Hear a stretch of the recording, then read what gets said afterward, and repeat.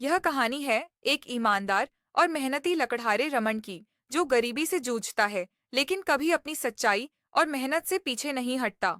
एक दिन उसे एक जादुई टोकरी मिलती है जो उसकी जिंदगी बदल देती है। लेकिन असली जादू क्या उस टोकरी में है या इंसान की नीयत में?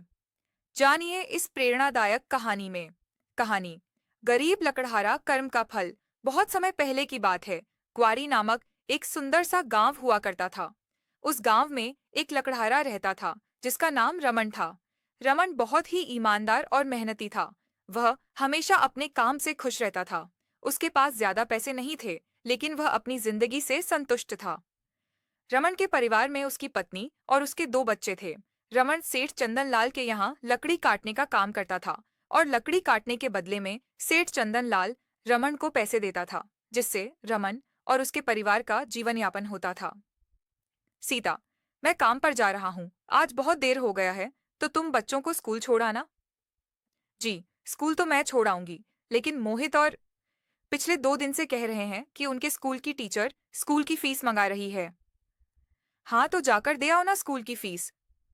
अजी, कहाँ से दूं? आप जो पैसे लाते हैं उसमें मुश्किल से तो घर चल पाता है। अब उतनी सी तनख्वाह में मैं बच्चों की फीस का इंतजाम कैसे करूं?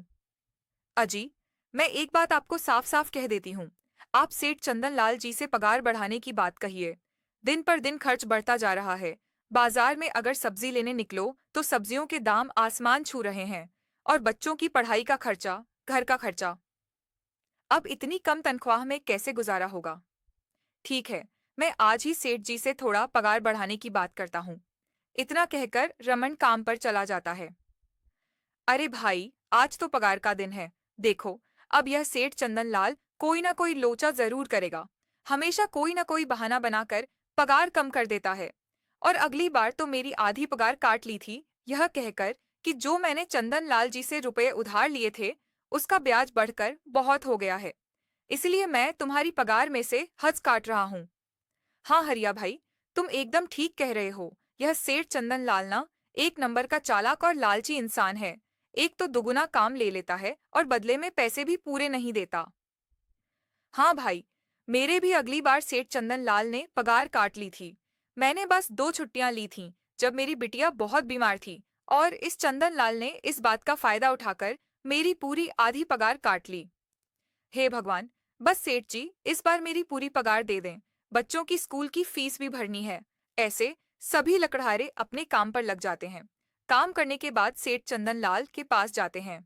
सेठ जी, महीना पूरा हो गया है, हमें हमारी तनख्वाह दे दीजिए।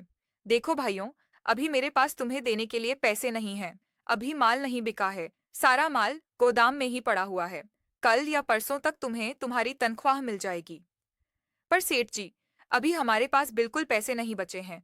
घर का भी सामान लाना है, बच्चों की फीस भरनी है। अरे, मैंने कहा तो सही, 1-2 दिन और रुक जाओ। कल या परसों तक पैसे मिल जाएंगे। अभी मेरे पास पैसे नहीं हैं। सभी लकड़हारे निराश मन से अपने अपने घर आ जाते हैं। अजी, क्या हुआ? इस बार कितना पगार मिला है? सीता, अभी कोई पगार नहीं मिला।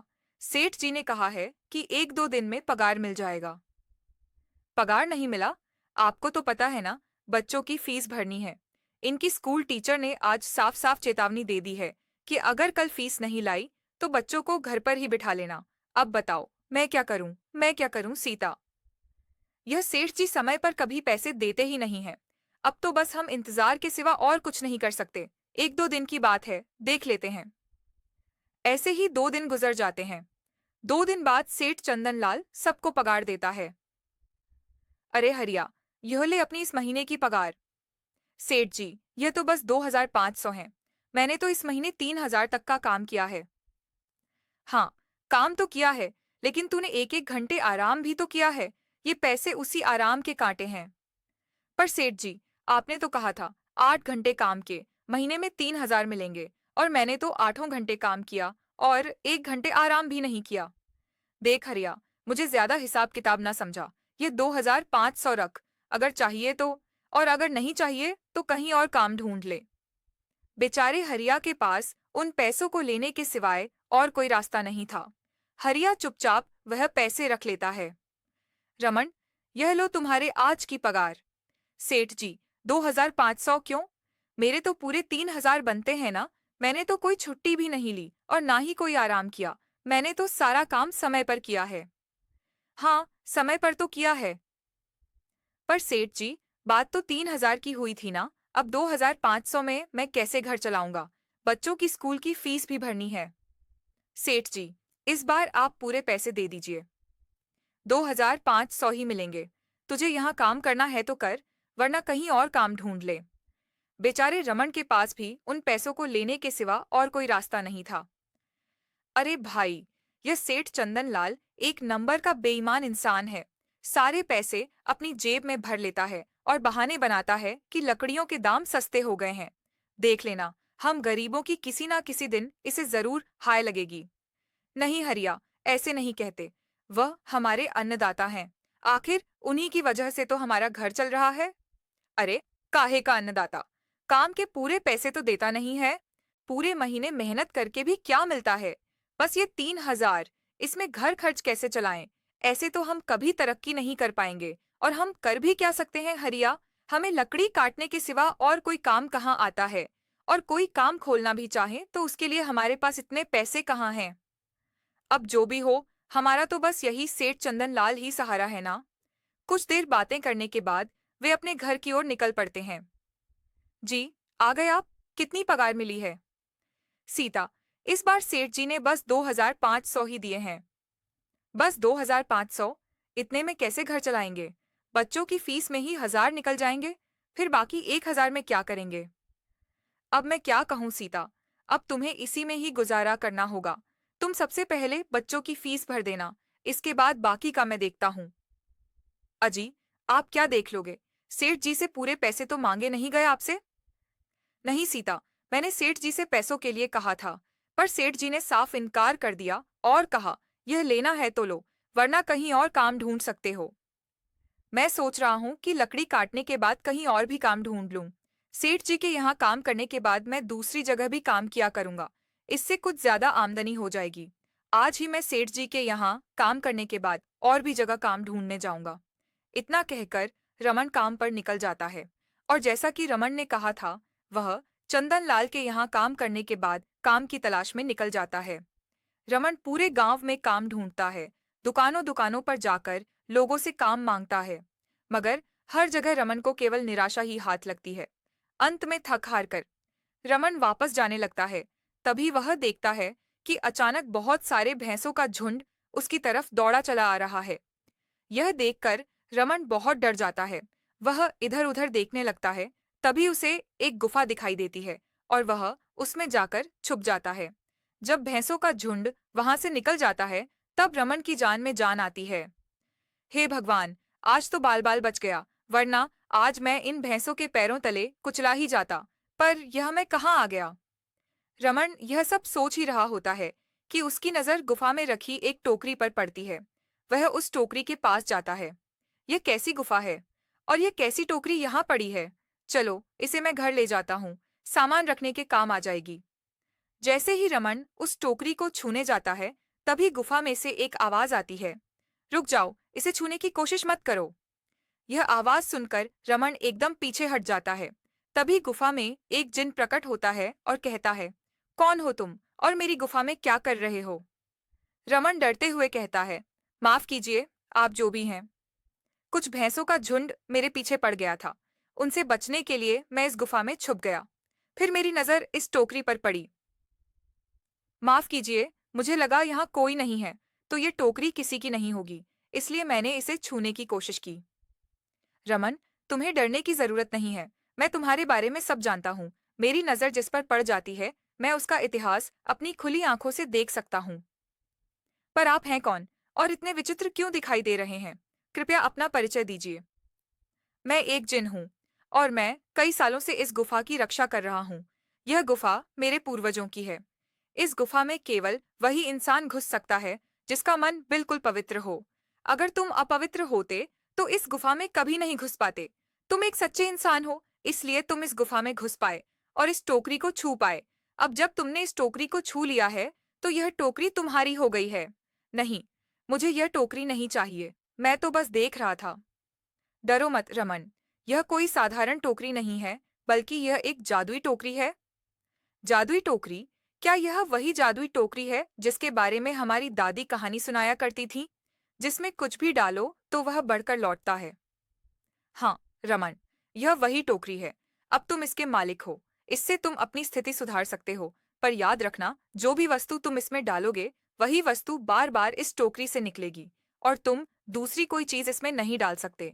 अगर ऐसा किया तो परिणाम भुगतने को तैयार रहना होगा। इसलिए सोच समझकर, बिना लालच के वही वस्तु इसमें डालना जिसकी तुम्हें सच्चे मन से जरूरत हो। रमन टोकरी लेकर घर आ जाता है। सीता, यह देखो मैं क्या लेकर आया हूँ। क्या लाए हो आप? बस यह एक टोकरी? और सबसे पहले यह बताओ, आप तो काम की तलाश में गए थे, कोई दूसरा काम मिला कि नहीं? नहीं सीता, पहले मेरी पूरी बात तो सुनो। यह कोई साधारण टोकरी नहीं है, यह जादुई टोकरी है। रमन सीता को पूरी घटना सुनाता है।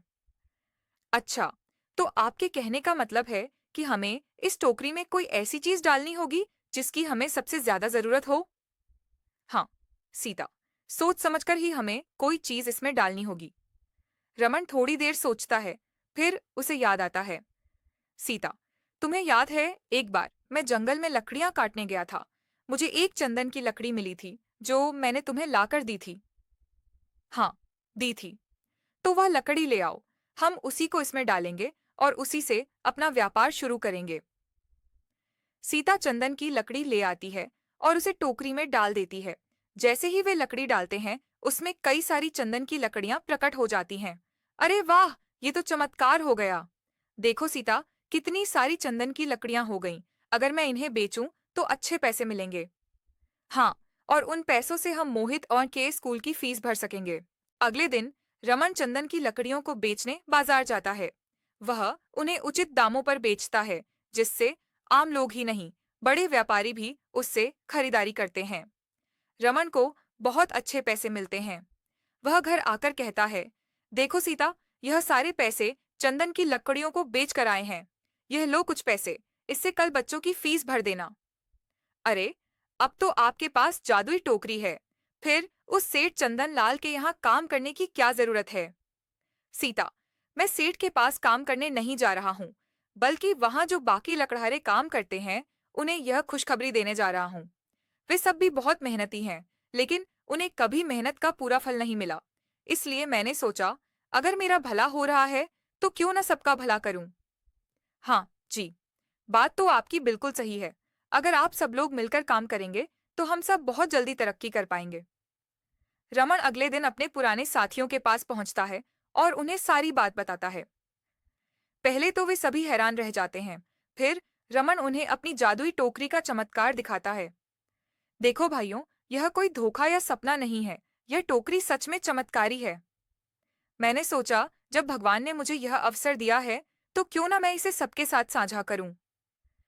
सभी लकड़हारे भावुक हो जाते हैं। एक बुजुर्ग लकड़हारा बोलता है, रमन, तू वाकई बहुत बड़ा दिल वाला है। आज के जमाने में ऐसा कौन करता है? रमन सभी को समझाता है कि उन्हें अपनी अपनी कोई एक उपयोगी वस्तु चुनकर टोकरी में डालनी होगी, ताकि सबका भला हो सके। हर कोई अपनी जरूरत के अनुसार कोई न कोई वस्तु लाता है। कोई शहद की बोतल, कोई चाय की पत्तियां, कोई कपड़ा, और टोकरी वैसी ही वस्तुएं अनेक गुना कर वापस देती है। धीरे धीरे गांव में खुशहाली फैलने लगती है। गरीब से गरीब व्यक्ति आत्मनिर्भर हो जाता है। गांव में कोई भूखा नहीं रहता, कोई बेरोजगार नहीं रहता। सब एक दूसरे की मदद करते हैं और मिलकर काम करते हैं। फिर एक दिन गांव के ही एक लालची व्यक्ति भूरा को इस टोकरी के बारे में पता चलता है। वह चुपके से रमन के घर घुसता है और टोकरी में सोना डालने की कोशिश करता है। तभी उसी क्षण गुफा वाला जिन प्रकट होता है। मैंने चेतावनी दी थी, लालच मत करना। जिन की आंखों से ज्वाला निकलती है और भूरा टोकरी से दूर जा गिरता है। टोकरी एक तेज रोशनी के साथ अदृश्य हो जाती है। अगले दिन जब रमन उठता है, तो देखता है कि टोकरी अब वहां नहीं है। वह समझ जाता है कि अब टोकरी का समय पूरा हो चुका है। रमन गांव वालों को इकट्ठा करता है और कहता है, अब हमारे पास टोकरी नहीं रही, लेकिन हमें इसकी जरूरत भी नहीं है। हम सबने मिलकर मेहनत करना, एक दूसरे का साथ देना और ईमानदारी से जीना सीख लिया है। अब यही हमारा असली खजाना है। गांव वालों की आंखों में आंसू हैं। कृतज्ञता और गर्व के। गांव में मेहनत और एकता की मिसाल कायम हो जाती है। कहानी से सीख। अगर मन साफ हो, नीयत सच्ची हो